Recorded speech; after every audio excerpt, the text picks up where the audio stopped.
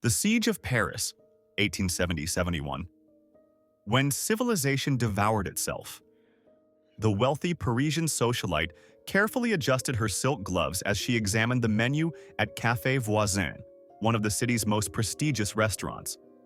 But this wasn't 1869's lavish spread of foie gras and champagne. The date was Christmas Day, 1870, and the elegant script offered consommé d'éléphant, elephant soup made from Castor and Pollux, the beloved pachyderms from the Jardin des Plantes Zoo.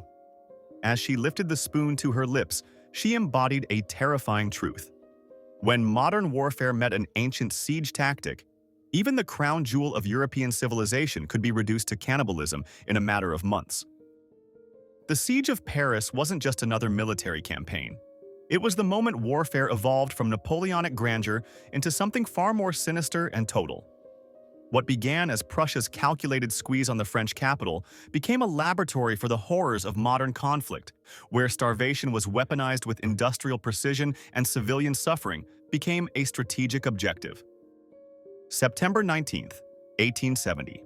Prussian General Helmuth von Moltke's forces completed their iron ring around Paris, sealing off nearly 2 million souls from the outside world.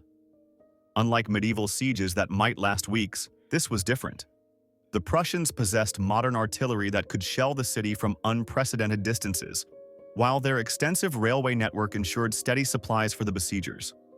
For the first time in history, a major European capital faced siege warfare enhanced by industrial-age technology. Inside the walls, Parisians initially treated the siege almost as theater. Cafes remained open, newspapers proclaimed imminent victory, and the wealthy stockpiled wine as if preparing for an extended party. They had no concept of what industrial-scale siege warfare could accomplish. The city's food reserves, calculated to last perhaps 6 weeks for a normal population, now had to sustain 2 million people indefinitely. But Moltke had studied his history. He understood that Paris wasn't just France's capital, it was its beating heart. Starve Paris, and France would surrender. This wasn't conquest through battle. It was strangulation through science. By October, the first signs of desperation appeared. Bread queues stretched for blocks as flour supplies dwindled. The wealthy began hoarding, while working-class families faced their first hungry nights. City officials requisitioned horses from carriages and omnibuses, grinding them into sausages distributed through municipal butcher shops. Parisians told themselves this was temporary. Surely the siege would end by Christmas. The city's 300,000 horses became the first casualties of systematic hunger. These weren't just animals, they were symbols of Parisian elegance and mobility. The magnificent horses that had carried Napoleon III's cavalry were reduced to anonymous meat portions handed out with ration cards. When American journalist Henry Labouchere witnessed elegant ladies in fur coats standing in line for horse steaks, he realized he was documenting the collapse of an entire social order. But horses were only the beginning. As November's bitter cold set in, cats and dogs disappeared from the streets. Pet shops transformed into butcher shops virtually overnight. The beloved companion animals that had shared Parisian hearths became ingredients in increasingly desperate recipes. Cookbook authors published guides on alternative proteins, complete with cooking instructions for domestic pets. The moment that crystallized Paris's descent into survival horror came when the city's zoo animals faced execution.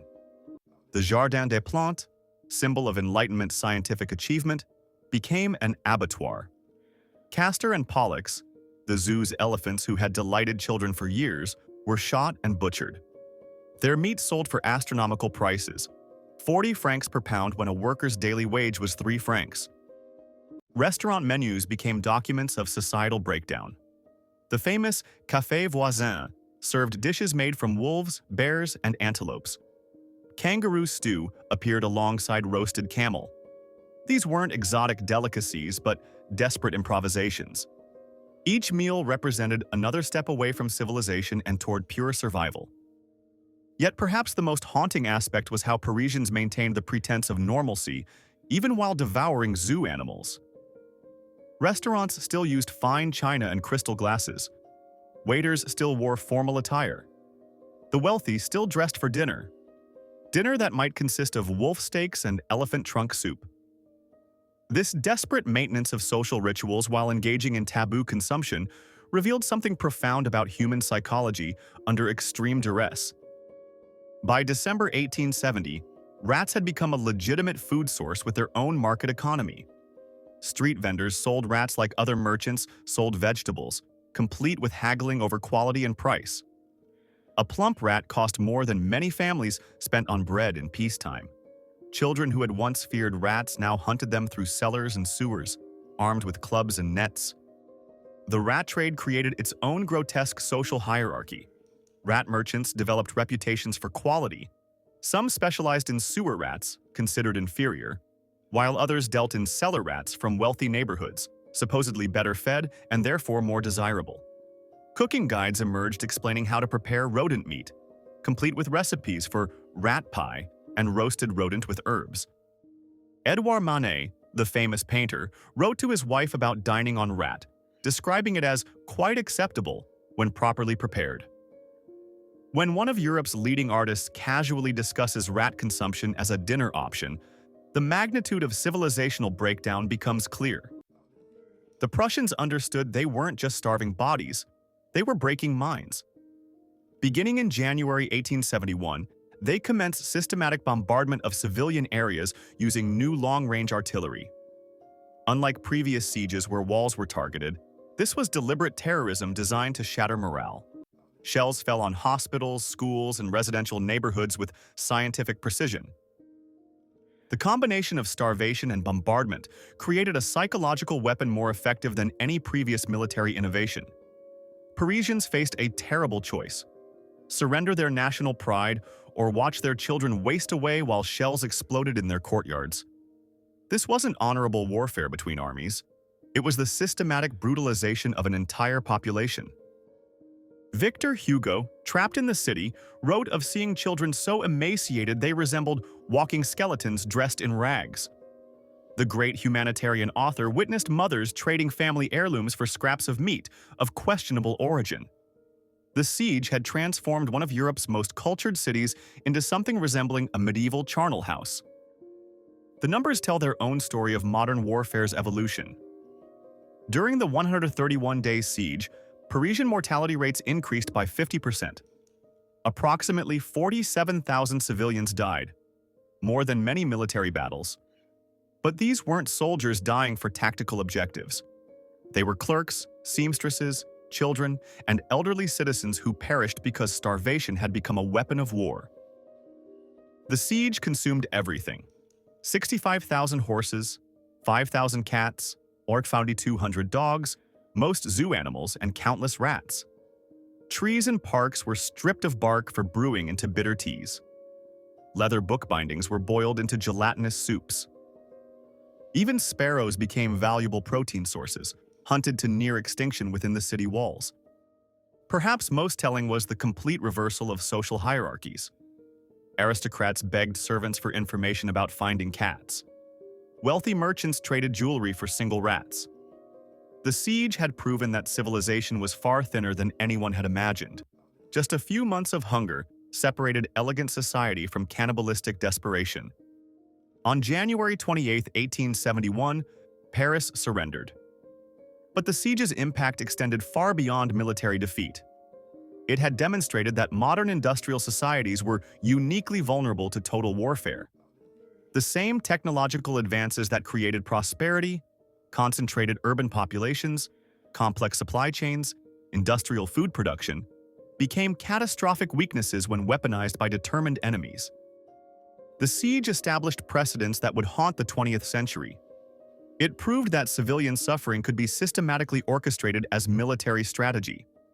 It showed that modern cities, despite their apparent strength, could be reduced to pre-civilizational survival modes within months. Most ominously, it revealed that educated, cultured populations could adapt to unthinkable circumstances with disturbing speed. The Siege of Paris marked warfare's transformation from aristocratic contest to total societal destruction. Within decades, similar tactics would be employed in two world wars, where civilian starvation became routine strategy. The Holocaust The siege of Leningrad and countless other 20th century atrocities can trace their conceptual origins to those winter months when Prussian artillery demonstrated that modern technology could transform ancient siege tactics into unprecedented horror. Today, as we witness sieges in modern conflicts worldwide, we see the same playbook first perfected outside Paris in 1870-71. The systematic targeting of civilian infrastructure, the weaponization of hunger, the psychological warfare through deprivation, all were pioneered during those 131 days when one of Europe's greatest cities ate its own symbols of civilization to survive. The elegant Parisians who dined on elephant soup at Café Voisin weren't just hungry people making desperate choices. They were humanity's first victims of modern total warfare, a form of conflict that recognized no distinction between soldier and civilian, no boundary between military objective and human dignity. Their story serves as both historical record and dire warning. When modern technology meets ancient brutality, even the most civilized societies can be reduced to their most primal instincts in a matter of months. In the end, the Siege of Paris revealed a terrifying truth that still haunts us today.